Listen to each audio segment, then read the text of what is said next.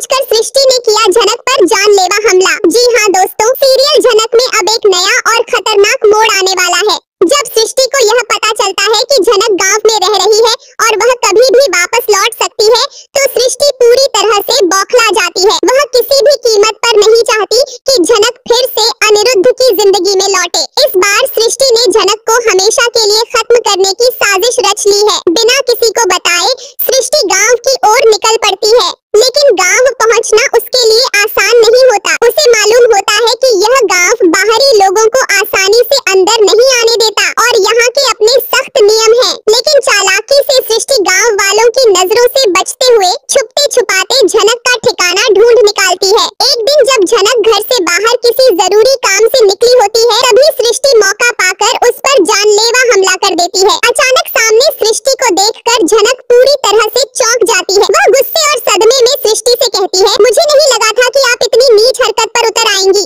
आप मेरा पीछा करते हुए यहाँ तक पहुँच गई, लेकिन अब आपको सबक सिखाना ही होगा। ये गांव वाले आपको छोड़ेंगे नहीं। यह सुनकर सृष्टि बुरी तरह घबरा जाती है। झनक जोर जोर से चिल्लाने लगती है, लेकिन जब तक आसपास के लोग वहाँ पहुँचते तब तक सृष्टि वहाँ से भाग निकलती है। वह बुरी तरह डर जाती है, क्योंकि अब उसे एहसास हो गया है कि झनक अकेली नहीं है, अब उसके साथ पूरा गांव खड़ा है। सृष्टि वापस लौटने की हिम्मत नहीं जुटा पाती और सोचती है कि झनक अब उसके बस की बात नहीं रही। वह खुद से कहती है, अब इसे इसके हाल पर छोड़ देना ही ठीक रहेगा। ये कभी लौट कर नहीं आएगी। लेकिन